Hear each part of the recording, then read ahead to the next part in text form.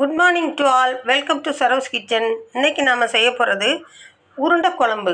அதுக்கு பாருங்கள், கடலைப்பருப்பு 50 கிராம், துவரம் பருப்பு 50 கிராம், 2 மிளகாய், அரை டீஸ்பூன் சோம்பு, இதுக்கு தேவையான அளவுக்கு கல்லுப்பு. இப்போ இதை அரைச்சி எடுத்துகிட்டு வந்துடலாம். இன்றைக்கி நான் கொத்தவரங்காயை பாருங்கள், இப்படி பொடியாக நறுக்கி வச்சுருக்கேன். ஒரு 10 கொத்தவரங்காய் அரைச்ச விழுதில் இந்த கொத்தவரங்காயை சேர்த்துடலாம். அது கூடவே தேவையான அளவுக்கு வெங்காயம், கொஞ்சம் நறுக்குன தேங்காய். இந்த தேங்காய் கடிப்படும்போது ரொம்பவே டேஸ்ட்டாக இருக்கும். பைண்டிங்காக 2 டீஸ்பூன் கடலை மாவு. இப்போது இது கூட லைட்டாக கொஞ்சம் சோம்பு போட்டுக்கலாம். இப்போ இதை பிசைஞ்சு உருண்டைகளாக உருட்டி எடுத்துக்கலாம். இது கூட கொஞ்சம் கொத்தமல்லி தலையும் சேர்த்துக்கலாம். ரொம்ப நல்லா டேஸ்ட்டாக இருக்கும் உருண்டை குழம்பு.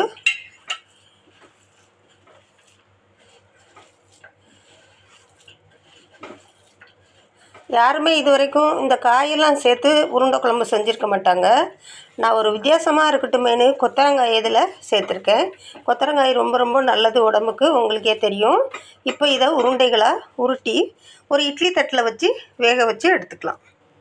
இது மாதிரி சின்ன சின்ன உருண்டைகளாக உருட்டிக்கலாம். இதை விட இன்னும் சின்னதாக கூட நீங்கள் உருட்டிக்கலாம். அது உங்களுடைய விருப்பம்தான். இப்போ நான் உருட்டிட்டு உங்களுக்கு காமிக்கிறேன். இப்போ இந்த உருண்டைகளை நான் இட்லி தட்டில் சேர்த்துருக்கேன். பக்கத்தில் தண்ணி கொதிச்சிட்ருக்கு பக்கத்து ஸ்டவ்வில்.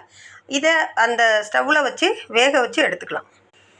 ஸ்டவ் ஆன் பண்ணி ஒரு கடாய் வச்சுருக்கேன். அதில் ஒரு 3 டீஸ்பூன் எண்ணெய் விட்டுக்கலாம். கொஞ்சம் எண்ணெய் தாராளமாக இருக்கணும். நான் நல்லெண்ணெய் தான் இப்போ விட்டுருக்கேன்.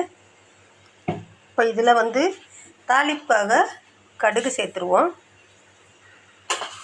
கடுகு நல்லா வெடித்து வரட்டும். இப்போ கடுகு பொரிஞ்சிருச்சு. கொஞ்சமாக அதில் உளுந்து பருப்பை சேர்த்துக்கலாம்.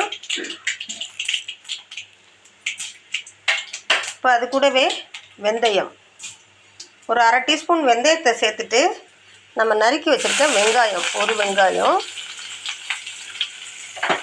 இப்போ இந்த வெங்காயத்தை நல்லா வதக்கி விட்டுக்கலாம்.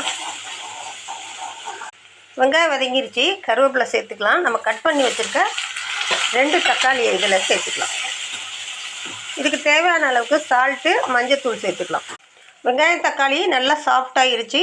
இப்போ இதில் 2 டீஸ்பூன் குழம்பு மிளகாய் தூள், அது கூட ஒரு சின்ன லெமன் சைஸ் புளியை கரைச்சி எடுத்து வச்சுருக்கேன். இதை இதில் சேர்த்துடலாம். இப்போ கலந்து விட்டு இந்த பச்சை வாசனை டேஸ்ட்டுக்காக ஒரு 1/4 மூடி தேங்காயை சேர்த்துட்டு இந்த உருண்டைகளையும் சேர்த்துட்டு கருவேப்பிலை கொத்தமல்லியை அது மேலே சேர்த்துட்டு ஒரு கொதி வந்த உடனே இறக்கிருங்க. சூப்பரான இந்த கொத்தவரங்காய் உருண்டை குழம்பு ரெடி. வீடியோ பிடிச்சிருந்துச்சுன்னா லைக் பண்ணுங்கள், ஷேர் பண்ணுங்கள், கமெண்ட் பண்ணுங்கள், சப்ஸ்கிரைப் பண்ணுங்கள். தேங்க்யூ.